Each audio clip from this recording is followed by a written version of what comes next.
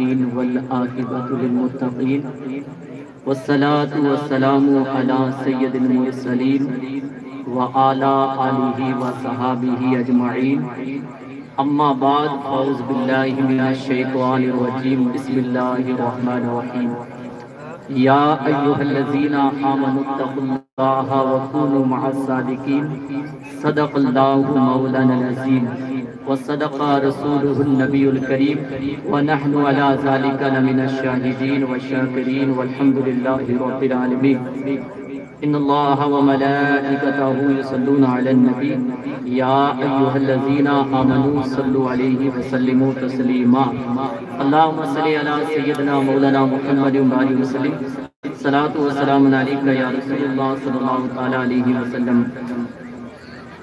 بڑے لطیف ہیں، نازک سے در میں رہتے ہیں، بڑے لطیف ہیں، نازک سے در میں رہتے ہیں، میرے حضور میری چشمے تر میں رہتے ہیں۔ بے شک بے شک ہمارے دل میں، ہمارے جگر میں رہتے ہیں، ہمارے دل میں، ہمارے جگر میں رہتے ہیں، انہی کے گھر ہیں وہ اپنے گھر میں رہتے ہیں۔ بے شک بہت خوب۔ مقام ان کا نہ فرش زمین نہ عرش بری، مقام ان کا نہ فرش زمین نہ عرش بری، وہ اپنے چاہنے والوں کے گھر میں رہتے ہیں۔ اور یقین والے کہاں سے چلے کہاں پہنچے، یقین والے کہاں سے چلے کہاں پہنچے، جو اہل شک ہیں اگر میں مگر میں رہتے ہیں۔ خدا کے نور کو اپنی طرح سمجھتے ہیں، خدا کے نور کو اپنی طرح سمجھتے ہیں، یہ کون لوگ ہیں کس کے اثر میں رہتے ہیں۔ اور جو اختر ان کے تصور میں صبح و شام کرے، کہیں بھی رہتے ہو طیبہ نگر میں رہتے ہیں۔ بڑے لطیف ہیں، نازک سے در میں رہتے ہیں، میرے حضور میری چشمے تر میں رہتے ہیں۔ پیارے آقا صلی اللہ علیہ وسلم کے پیارے دیوانوں، میں آپ حضرات کے سامنے کچھ دیر کے لیے حاضر ہوا ہوں۔ میں کوئی اتنا بڑا خطیب یا عالم یا مولوی یا قاری حافظ نہیں ہوں۔ یہ جو کچھ بولتا ہوں یہ خصوصیات کے ساتھ بزرگوں کی دعا ہے، نہیں تو ہمارے جیسے کو کہاں ککرالے میں بولنے کی ہمت، لیکن یہ مخدوم پاک کا کرم ہے، کہاں بھی جاتے ہیں تو بزرگوں کی دعا سے بولتے ہیں، اور انشاءاللہ عز و جل جب تک زندگی رہے گی انشاءاللہ اسی طرح دین کا کام کرتے رہیں گے اور دین کی لوگوں کو باتیں بتاتے رہیں گے۔ اللہ کی بارگاہ میں دعا ہے مولا تعالیٰ سب سے پہلے مجھے عمل کرنے کی توفیق عطا فرمائے، اور پھر آپ لوگوں کو سن کر عمل کرنے کی توفیق عطا فرمائے۔ پیارے آقا صلی اللہ علیہ وسلم کے پیارے دیوانوں، آج کا یہ جو پروگرام ہے، نوجوان کمیٹی نوریہ اشرفیہ فیضان اشفاق کمیٹی جو ہماری گاؤں کی طرف سے بنائی گئی ہے، نوجوانوں کی کمیٹی بنائی گئی ہے، انہوں نے کوشش کر کے اس پاک عرس کے موقع پر یہ جلسے کا پروگرام رکھا اور میلاد مصطفیٰ صلی اللہ علیہ وسلم سجائی۔ پیارے آقا صلی اللہ علیہ وسلم کے پیارے دیوانوں، عرسوں میں تو ہم جاتے ہیں، میلوں میں ہم جاتے ہیں، عرس بھی ہوتے ہیں، میلے بھی ہوتے ہیں۔ آج تک ہم نے عرس کیا، میلہ کیا، لیکن عرس کے موقع پر ہم نے حضور کا ذکر نہیں کیا، اللہ کو یاد نہیں کیا۔ پیارے آقا صلی اللہ علیہ وسلم کے پیارے دیوانوں، جس اللہ والے کے عرس میں ہم حاضر ہیں، جن کو لوگ دنیا مولوی نور حسن کے نام سے جانتی اور پہچانتی ہے، اس کا عرس ایسے نہیں منایا جاتا، بلکہ انہوں نے اللہ کا ذکر کیا اور اللہ کے قریب رہا، اللہ کا اتنا قرب حاصل کیا کہ آج دنیا سے گزرے ہوئے کئی سال گزر چکے ہیں، لیکن آج بھی ہم اسے یاد کرتے ہیں۔ یہ یاد اس لیے کر رہے ہیں کہ انہوں نے اللہ کو یاد کیا تھا، پھر اللہ نے لوگوں کے دلوں کے اندر ان کے محبت ڈال دی، تو آج ہم انہیں یاد کر رہے ہیں۔ تو اس لیے پیارے آقا صلی اللہ علیہ وسلم کے پیارے دیوانوں، عرس کا صحیح مقصد اور صحیح جو طریقہ ہے یہی ہوتا ہے کہ عرس کیا جائے تو عرس کے موقع پر اللہ و اللہ کے رسول کا ذکر بھی کیا جائے۔ یہ میں کمیٹی والوں کو مبارکباد پیش کرتا ہوں کہ آپ نے کوشش کی اور یہ پروگرام ہو گیا، لیکن یہ عادت رہی ہے ہم لوگوں کی بھی کہ کوئی بھی اگر ایک کام کرتا ہے تو ہم ان کے یعنی اپنی بھاشا میں بولتے ہیں کچھ نہیں کرتے رہتے ہیں، لیکن پیارے آقا صلی اللہ علیہ وسلم کے پیارے دیوانوں، جو کوئی نیک کام کرے تو ہمیں کچرنی نہیں کرنی چاہیے بلکہ ان کا ساتھ دینا چاہیے۔ ہمیں کچرنی نہیں کرنی چاہیے، جو بھی نیک کام کرے ہمیں دل کھول کر ان کا ساتھ دینا چاہیے۔ پیارے آقا صلی اللہ علیہ وسلم کے پیارے دیوانوں، پورا مجمع ایک مرتبہ دوسری پڑھے، اللہم صلی علی سیدنا مولانا محمد وبارک وسلم، صلاۃ و سلام علیکہ یا رسول اللہ، صلاۃ و سلام علیکہ یا حبیب اللہ صلی اللہ علیہ وسلم۔ ایک بزرگ تھے جن کا نام غالباً سلیمان بتایا جاتا ہے، محمد بن سلیمان جزولی، قافلے کے ساتھ رواں دواں تھے، اور بزرگوں کا طریقہ بھی یہی ہوا کرتا تھا کہ جہاں کہاں بھی دین کی خدمت کے لیے جاتے تو پورا قافلہ ساتھ ہوا کرتا تھا۔ ایک گاؤں میں گئے، پہنچے تو زور کا وقت ہو گیا تھا، نماز وضو کے لیے پانی کی ضرورت تھی کہ پانی مل جائے اور وضو کر لیں، لیکن پہلے کا زمانہ دور مجھ سے آپ زیادہ جانتے ہیں کہ ہر جگہ پانی نہیں ملا کرتا تھا، لوگ کنویں سے پانی نکالا کرتے تھے۔ تو وہ اللہ والے ایک گاؤں میں پہنچے، کنویں کے پاس میں جا کر کھڑے ہو گئے اور دیکھ رہے ہیں کہ کوئی ڈول یا رسی مل جائے جس سے کنویں سے پانی نکالا جائے۔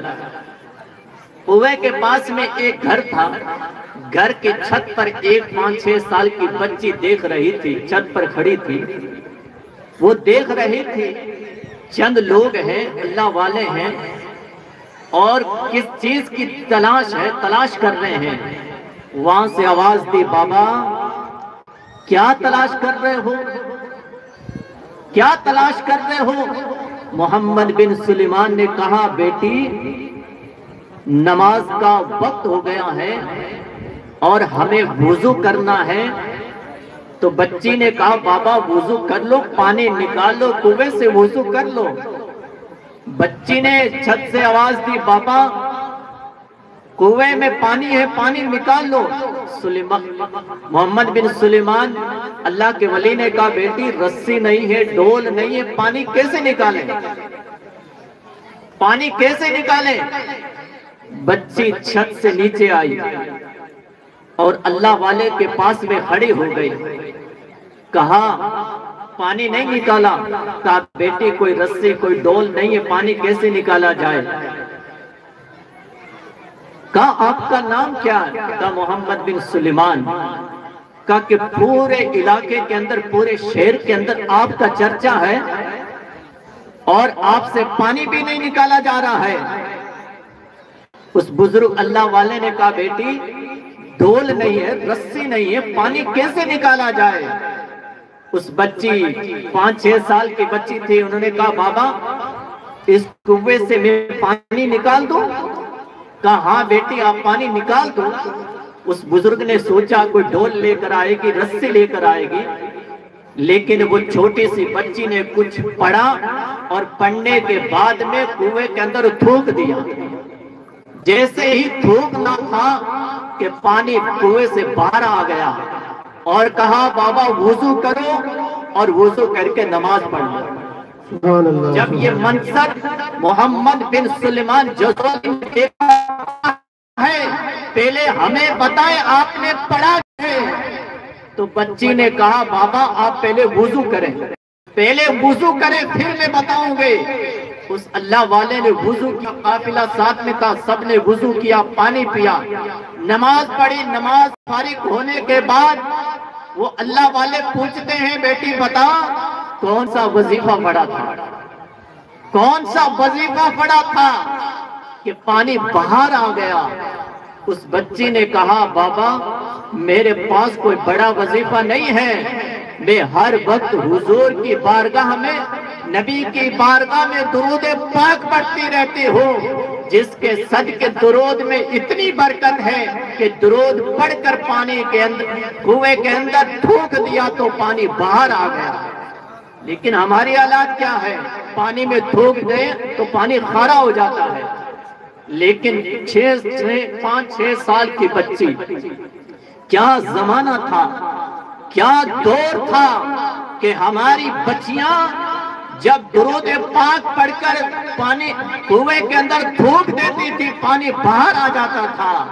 آج کیا حالات ہیں ہمارے گھروں کے اندر؟ ارے جس بچی کو قرآن کی تلاوت کرنی چاہیے تھی، آج وہ بچی موبائل کے ذریعے سے غیروں سے بات کرتی ہوئی نظر آتی ہے۔ ارے جس بچی کو قرآن پڑھنا تھا، آج وہ بچی غیروں کی کتابیں پڑھتی ہوئی نظر آتی ہے۔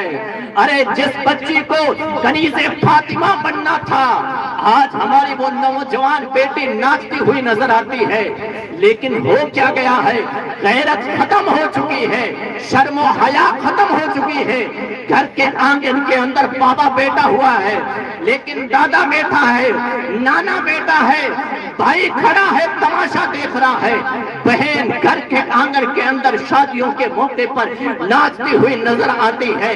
دادے کے چہرے پر داڑھی بھی ہے، ارے مدینہ اور مکہ کی حاضری بھی لگا کر آ گیا ہے، مدینہ بھی دیکھ کر آیا ہے، لیکن پوتی ناچ رہی ہے۔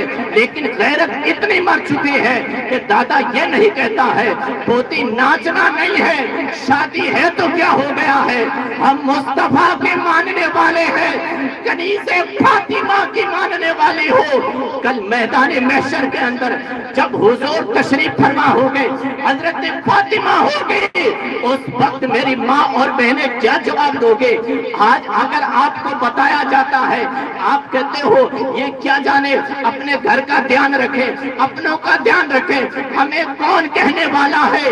لیکن میری ماں اور بہنوں توجہ کے ساتھ سنیں، قبر کے اندر نہ کوئی بھائی کام آئے گا، نہ کوئی بیٹا کام آئے گا، نہ کوئی باپ کام آئے گا، نہ کوئی ماں کام آئے گے، نہ کوئی دادا کام آئے گا، نہ کوئی نانا کام آئے گا۔ اگر قبر کے اندر کوئی کام آنے والا ہے تو وہ مصطفیٰ کی ذات ہے، قبر میں اگر کوئی کام آنے والی ہے تو وہ حضرت فاطمہ کام آنے والی ہے۔ سبحان اللہ، سبحان اللہ، بے شک، بہت آج خوب۔ کہتے ہیں تو میرے ہماری ماں اور بہنیں کہہ دیتی ہے مولوی ہم نے آپ کو بڑا کیا، آج آپ ہی ہمیں بول رہے ہیں، ہم کیا کریں، گھر کا کام ہوتا ہے، یہ ہے وہ ہے۔ لیکن میری ماں اور بہنوں تاریخ پڑھیے، اسلام کی تاریخ پڑھیے، حضرت فاطمہ کی تاریخ پڑھیے۔ آج یہ کام تو ہر مشینوں سے ہو رہا ہے، لیکن پہلے کا دور تو یہ تھا، حضرت فاطمہ اپنے ہاتھ سے چکی چلا کر آٹا پیسا کرتی تھی، پورا دن لگ جاتا تھا۔ حضرت فاطمہ رضی اللہ تعالی عنہا کام کاج سے فارغ ہونے کے بعد میں رات کے وقت اپنے بیٹے امام علی مقام امام حسین کو سلا کر رب کی بارگاہ میں سجدہ رسید ہو جاتی تھی، اتنی عبادت کرتے تھے، جب سر سجدے میں رکھتے تھے پوری رات گزر جاتے تھے، لیکن صبح سویرے کی اذان مسجد سے گونجتے تھے، لیکن حضرت فاطمہ کا پہلا سجدہ بھی ختم نہیں ہوتا تھا۔ وہ فاطمہ رب کی بارگاہ میں عریضہ پیش کرتی ہے، مولا ایک ایسی لمبی رات بنا دے، تیرے محبوب کی بیٹی فاطمہ دل کھول کر عبادت کرے۔ یہ عالم تھا حضرت فاطمہ کا۔ آج ہمارا کیا ہے، کیا ہو گیا ہے ہمیں؟ ارے ہم مسلمان ہیں، نبی کا کلمہ پڑھنے والے ہیں، لوگ کہتے ہیں مولوی آپ کیا ایسی باتیں کرتے ہو شیطانوں کی طرح؟ میرے دوست، میرے بزرگ، ہم شیطان نہیں بلکہ اللہ و اللہ کے رسول کی باتیں آپ کو بتاتے ہیں۔ اگر آپ کو صحیح لگے تو سبحان اللہ کہہ دیا کرو، نہیں تو یہ شیطان والا لفظ چھوڑو، نہیں تو قبر کے اندر فرشتے اتنے ماریں گے، ڈنڈے تیار ہے قبر کے اندر، اور بچھو قبر کے اندر تیار ہے، سانپ قبر کے اندر تیار ہے۔ سانپ ایک دس مارے گا، 70 گز بندہ زمین کے اندر دس جائے گا، پھر فرشتے اسے اکھاڑ لیں گے، پھر کھینچیں گے، پھر وہ سانپ دس مارے گا۔ بتایا جاتا ہے کہ سانپ اگر قبر سے باہر آ جائے، ایک پھونک مارے تو پوری دنیا ختم ہو جائے۔ اس سانپوں سے ڈر نہیں لگتا؟ آج تو آپ میرے سامنے، امام صاحب کے سامنے آپ مانا کر سکتے ہو، لیکن کل میدان محشر کے دن کس کی بھی نہیں چلنے والی، کسی کی بھی نہیں چلنے والی ہے۔ ارے جس کی ہم 11ویں مناتے ہیں، ہر مہینے 11ویں کرتے ہیں، ہر مہینے لوگ 11ویں کرتے ہیں، ایک سال کے بعد بڑی 11ویں منائی جاتی ہے۔ یہ غوث اعظم کی 11ویں چل رہی ہے، گھر گھر کے اندر 11ویں ہو رہی ہے۔ وہ پیرے پیرا میرے میرا جسے لوگ دنیا سید عبد القادر جیلانی یعنی غوث پاک سے نام سے جانتی اور پہچانتی۔ غوث پاک کی کبھی زندگی ہم نے پڑھی؟ موبائل کے ذریعے سے ہم نے سنا؟ ارے ہم نے تو کیا سنا، ہم نے عطاولے کے گانے سنے، ہم نے گیت سنے۔ آج ہمارے بچیوں کے پاس، جن کی شادی نہیں ہوئی ہے، ان بچیوں کے پاس موبائل۔ ارے قرآن ہونا چاہیے تھا ہاتھ میں، لیکن ہم نے موبائل دے دیا ہے۔ نکاح سے پہلے بچی بات نہیں کر سکتی ہے۔ ہماری حالات یہ ہے کہ نام منگنے لگ گئی، موبائل دے دیا، لڑکے نے موبائل دے دیا لڑکی کو، لڑکے میں بات ہو رہی ہے۔ یہ کیا ہے؟ کیا ہے؟ اسلام اجازت نہیں دیتا ہے میرے پیارے۔ اسلام اس وقت اجازت دیتا ہے جب النکاح من سنتی، نکاح ہو جاتا ہے، وہ لڑکے اس لڑکے کی عورت بن جاتی ہے، اس سے پہلے عورت نہیں ہے۔ لیکن صرف منگنے ہوئے ہم کہتے ہیں ہاں اس کی بیوی ہو گئی۔ کیسے بیوی ہوئی بتاؤ؟ نکاح بھی نہیں ہوا، بیوی کیسے بن گئی؟ اسلام اجازت نہیں دیتا ہے۔ یاد رکھو میرے پیارے آقا علیہ السلام کے پیارے دیوانوں، حدیثوں میں آتا ہے دیوس کے لیے جنت حرام کر دی گئی ہے۔ دیوس کے لیے نعرہ تکبیر، نعرہ تکبیر، نعرہ رسالت، نعرہ رسالت، حضرت علامہ مولانا قاری غلام یاسین، نعرہ رسالت۔ دیوس کے لیے جنت حرام کر دی گئی ہے۔ دیوس وہ شخص ہے کہ جس کے سامنے بچی اپنی بے پردہ گھوم رہی ہے، بازاروں کے اندر ناچ رہی ہے، تاشا کر رہی ہے، تماشا کر رہی ہے، غلط کام کر رہے ہیں، بیٹے غلط کام کر رہے ہیں، بیٹیاں غلط کام کر رہی ہیں، وہ اگر نہیں روکتا ہے تو وہ دیوس ہے، دیوس، جس کے لیے جنت حرام کر دی گئی ہے۔ میرے پیارے، نمازی بن گئے، حاجی بن گئے، قاری بن گئے، مولوی بن گئے، لیکن اگر ہمارے گھروں کے اندر یہ حالات ہیں تو نماز بھی کام نہیں آئے گی، نماز کام نہیں آئے گی۔ اس وقت نماز منہ پر مار دی جائے گی۔ جسے ہم غوث پاک کے نام سے جانتے ہیں، حضور غوث اعظم کا بچپن کا زمانہ ہے۔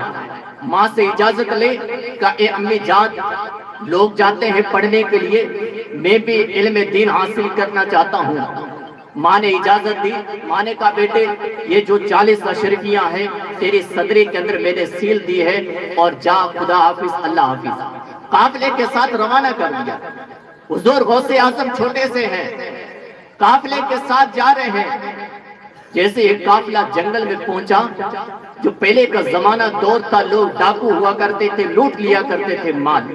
غوث اعظم کا قافلہ جا رہا ہے، ڈاکوؤں نے حملہ کیا، مال سب کا لوٹ لیا۔ کچھ ڈاکو آئے غوث اعظم کی بارگاہ میں، کہا بیٹے آپ کے پاس کچھ ہے؟ حضور غوث پاک فرماتے ہیں میرے پاس کچھ اشرفیاں ہیں. انہوں نے کہا جیسے مذاق کر رہے ہیں، مال ہوتا تو لوگ چھپاتے ہیں مال، یہ کہہ رہا ہمارے پاس مال ہے 40 اشرفیاں ہے. سپاہی چلا گیا. ایک دوسرا سپاہی آیا، کہا بیٹے تیرے پاس ہے کچھ؟ کہا ہاں میرے پاس بھی ہے.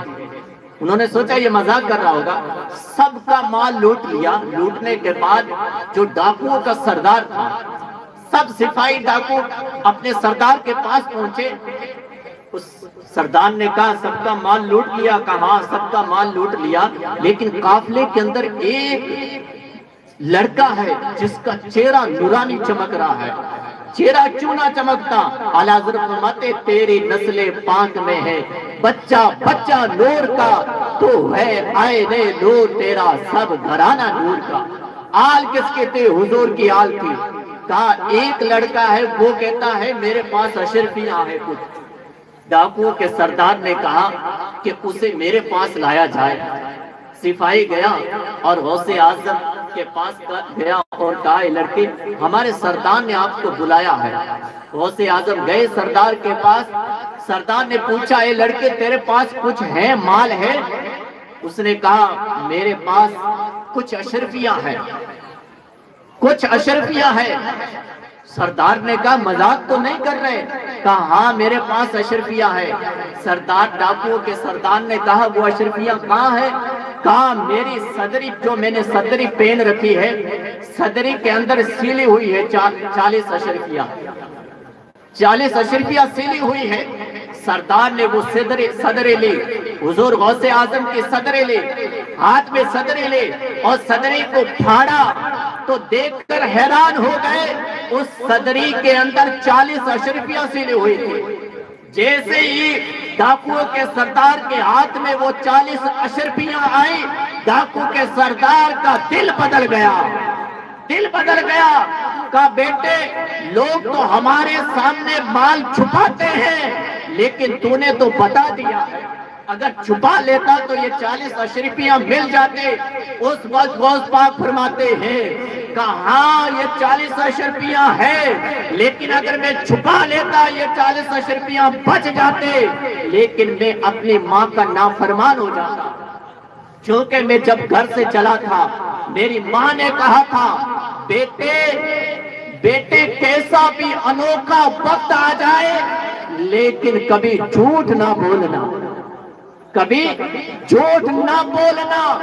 لیکن میں نے ماں نے جو کہا تھا فرمان، ماں کا فرمان پر میں نے عمل کیا ہے، میں نے جھوٹ نہیں بولا ہے. اس وقت سردار کے ڈاکوؤں نے کہا کہ تو ایک ماں کا اتنا فرما بیدار ہے کہ جھوٹ نہیں بولا، ایسے وقت کے اندر جھوٹ نہیں بولا. لیکن ہم تو ہر وقت رب کے نافرمانی کر رہے ہیں، جس رب نے ہمیں بھیجا ہے اس کی نافرمانی کر رہے ہیں. اللہ اکبر. اس ڈاکوؤں کے سردار نے کہا بیٹے کیا ہماری بھی توبہ قبول ہو سکتی ہے؟ غوث پاک فرماتے ہیں کیوں نہیں، سچی توبہ کرو تمہاری توبہ قبول ہو جائے گی. اس ڈاکوؤں کے سردار نے کہا پھر ہاتھ بڑھائے. حضور غوث اعظم نے اپنا ہاتھ دیا، جتنے بھی ڈاکو تھے سب حضور غوث اعظم کے ہاتھ پر اپنا ہاتھ دے کر سچی توبہ کر اور نیک بن کے جتنے بھی تھے سب اللہ کے ولی بن گئے.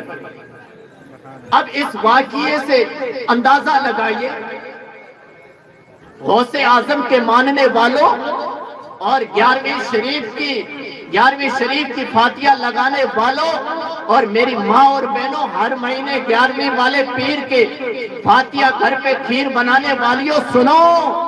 غوث اعظم کی ماں نے کیا کہا تھا؟ بیٹے جھوٹ نہیں بولنا ہے. لیکن آج ہماری حالات کیا ہے؟ کیا ہے ہماری حالات؟ کیا ہم اپنے بچوں کو یہ کہتے ہیں بیٹے جھوٹ نہ بولنا، یہ کام نہیں کرنا ہے، شراب کے پاس میں نہیں جانا، شراب حرام ہے، جوا نہیں کھیلنا ہے، موبائل نہیں چلانا ہے، غلط اسکرین پر ویڈیو نہیں دیکھنی ہے، غلط فوٹو نہیں رکھنے ہیں. کبھی ہم نے کہا یہ ہمارا فرض ہے سب سے پہلی سکول درسگاہ مدرسہ ماں کی گود ہے۔ ماں کی گود میں بچہ جس طرح تعلیم حاصل کرتا ہے، جیسے پلتا ہے، بڑا ہو کر وہ ویسے ہی بچہ بنتا ہے۔ اگر ماں کی گود میں رہ کر اگر غلط تعلیم حاصل کر لی ہے تو وہ بچہ غوث اعظم نہیں بنے گا، وہ بچہ ایسا بنے گا بازار میں جا کر گاؤں کے پریوار والوں کے برادری کے سب کی بے عزتی کروائے گا۔ اس لیے میرے آقا مصطفیٰ کریم صلی اللہ علیہ وسلم نے کہا کہ تمہارے اگر بچوں کی عمر 7 سال کی ہو جائے تو اسے نماز پڑھنے کے لیے کہیے، حکم دیجئے بیٹا نماز پڑھے، اور 10 سال کا ہو جائے نماز نہ پڑھے تو اسے نماز مار کر پڑھائیں، مار کر نماز پڑھائیں۔ پیارے آقا علیہ السلام کے پیارے دیوانوں، حضور غوث اعظم کا جو طریقہ تھا اس پر ہم چلے، کوشش کریں اپنے بچوں کو پڑھائیں، خصوصیات کے ساتھ مدرسے میں اپنے بچوں کو بھیجیں، سکول میں بھی بھیجیں۔ اتنی بڑی مسجد، مدرسہ، سب کچھ ہے، اتنا بڑا گاؤں، اور کبھی انتقال ہو جائے تو 10 بچے قرآن پڑھنے کے لیے حاضر نہیں ہوتے، قرآن کھانی ہو تو 10 بچے نہیں ہوتے ہیں۔ یہ امام صاحب کی غلطی نہیں ہے، ہماری غلطی ہے، ہمارے گاؤں والوں کی غلطی ہے۔ امام تو ہر جمعے کو کہتا ہے بچوں کو بھیجو، لیکن ہم کہتے ہیں بچوں کو مدرسے نہیں بھیجیں گے، ہم تو صرف اسکول پڑھائیں گے۔ مدرسے کیوں نہیں بھیجو گے؟ ٹائم نہیں ہے، وقت نہیں ہے۔ میرے پیارے، آوارگی میں وقت ہے، تاش کھیل لو ہمارے بچے، موبائل ہمارے بچے چلا رہے ہیں، لیکن آدھا گھنٹہ ہم اپنے بچوں کو مدرسے نہیں بھیج سکتے؟ کوشش کیجئے، بھیجئے اپنے بچوں کو، پڑھائیے۔ اگر ہمارا کسی کے انتقال ہو جائے رشتہ دار میں یا خود، ایک دن ہمیں تو جانا ہے نا، موت آنی ہے، ضرور آئے گی موت۔ دنیا میں کوئی ایسا انسان نہیں ہے جسے موت نہیں آئے گی۔ یہ دعویٰ نہ کر لیں، مولوی یہ نہ کہے کہ موت نہیں آئے گی، حاجی صاحب یہ نہیں کہے کہ ہم تو مدینہ دیکھ کر آ گئے، موت نہیں آئے گی، گاؤں کا لمبردار یہ نہ کہے میں لمبردار ہوں، موت نہیں آئے گی، گاؤں کا سرپنچ یہ نہ سوچے میں سرپنچ ہوں، موت نہیں آئے گی۔ موت آنی ہے، سب کو آنی ہے، چاہے غریب، چاہے امیر، کیسا بھی ہے، دولت والا ہے، پیسے والا ہے، سب کو موت آنی ہے۔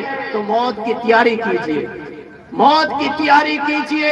ایک دن ہم چلے جائیں دنیا چھوڑ کر تو ہمارے بچے اور تو کچھ نہ کر سکے، ہاتھ اٹھا کر ہمارے لیے دعا تو کر دے، ہاتھ اٹھا کر ہمارے لیے دعا تو کر دے۔ اس لیے کسی شاعر نے کہا تھا کہ مدرسے بھی موجود ہے، مسجدیں بھی موجود ہے، پڑھانے والے بھی موجود ہیں، سب موجود ہیں، لیکن پڑھنے کے لیے کوئی حاضر نہیں آتا ہے، پڑھنے کے لیے کوئی نہیں چاہتا ہے۔ ایک دور، ایک ایسا زمانہ تھا کہ لوگ دور دراز جاتے تھے سفر کرنے کے لیے۔ ارے جس وقت مولوی نور حسن تھے اس وقت پاس میں کوئی مدرسے نہیں ہوا کرتے تھے، بہت لمبا سفر کرنا پڑتا تھا۔ آج تو گلی گلی میں مدرسے ہیں، گاؤں گاؤں میں مسجد ہے، گاؤں گاؤں میں مولوی ہے۔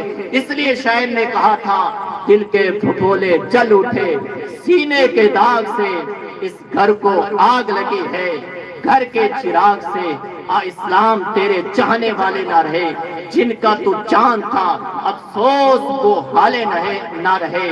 غوث اعظم دامنے سر و ساما مددے، قبلہ ہے دی مددے، کعبہ ایما مددے۔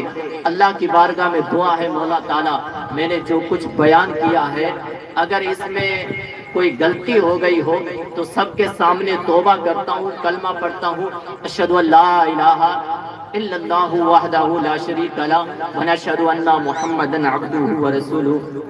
اگر میرے سے کچھ سخت جملے اگر نکل گئے ہیں تو بزرگ جتنے بھی بیٹھے ہوئے ہیں، لوگ بیٹھے ہوئے ہیں، ہمارے سب رشتہ دار ہیں، ماں اور بہنیں بھی بیٹھی ہوئی ہیں، ایسے نہیں کہ پروگرام ختم ہونے کے بعد میں آپ چگلیاں یا غیبتیں کریں۔ اگر کوئی سخت جملہ نکل گیا ہو تو سب سے معافی مانگتا ہوں۔ السلام علیکم۔ وعلیکم السلام ورحمۃ اللہ وبرکاتہ۔ ماشاءاللہ بہت اچھے۔ یہ تھے مولانا اشرف رضا اکبری اشرف